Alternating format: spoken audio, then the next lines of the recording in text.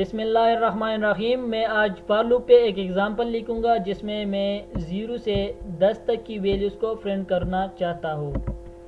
तो मैं यहाँ पे एक वेरिएबल सबसे पहले डिक्लेयर कर दूंगा x।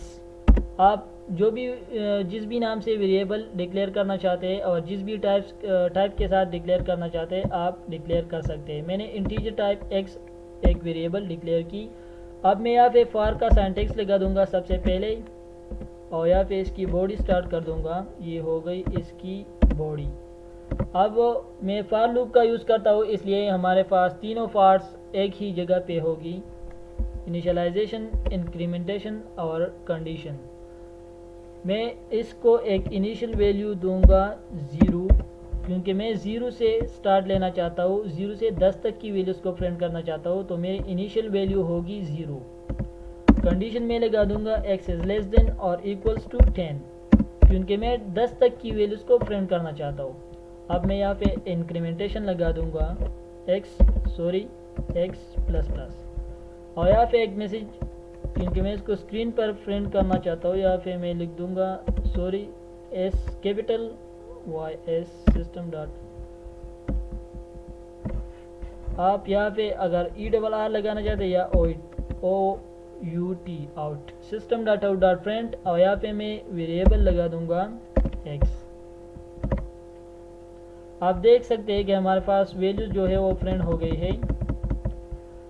अब मैं यहाँ से इस ln को हटा देता हूँ तो यहाँ पे स्पेस लगाना चाहता हूँ तो कंकैटिनेशन का यूज़ करूँगा और डबल कोट्स स्पेस। आप देख सकते हैं कि हमारे पास एक ही लाइन में ये 0 से 10 तक की वैल्यूज़ प्रिंट हो गई है।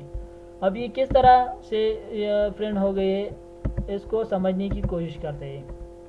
तो सबसे पहले हमारे पास इनिशियल वैल्यू है 0।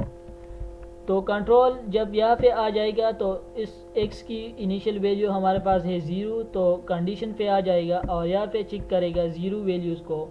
तो 0 इज़ लेस देन 10 तो कंडीशन ट्रू हो गई। फिर यहाँ पे इस लाइन पे आ जाएगा और यहाँ पे मुझे 0 शो करेगा यानी 0 को प्रिंट कर देगा। फिर इसके बाद इंक्रीमेंटेशन पार्ट पे चला जाएगा और 0 के साथ इंक्रीमेंटेशन इस x का मतलब है x is equal to x plus 1 यानी इस x की वैल्यू है 0 और 0 के साथ 1 को ऐड किया जाएगा यहाँ पे इंक्रीमेंटेशन पार्ट पे तो इसकी वैल्यू हो जाएगी 1।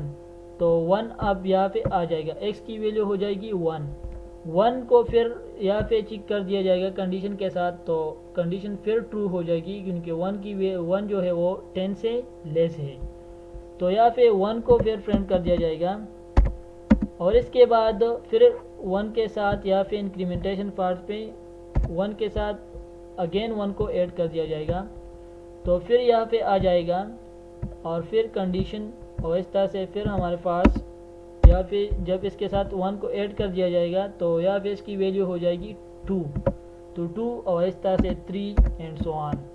इसको एक एग्ज़ाम्पल की थ्रू समझने की कोशिश करते हैं। यहाँ पे मैंने एक एग्ज़ाम्पल ली है।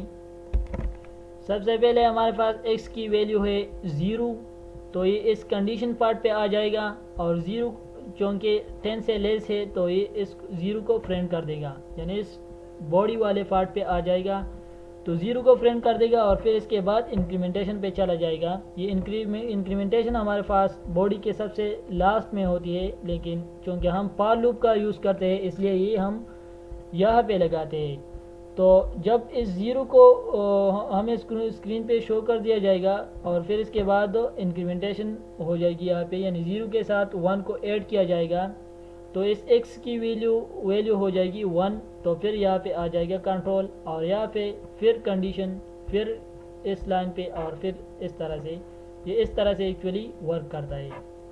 तो इस तरह से ये हमारे पास तो इसलिए हमारे पास आउटपुट कुछ इस तरह से शो होगी 0 1 2 3 4 5 6 7 8 9 एंड 10। तो इस तरह से हमारे पास फॉर लूप वर्क करता है। Thank you for the watching. अल्लाह हाफिज़।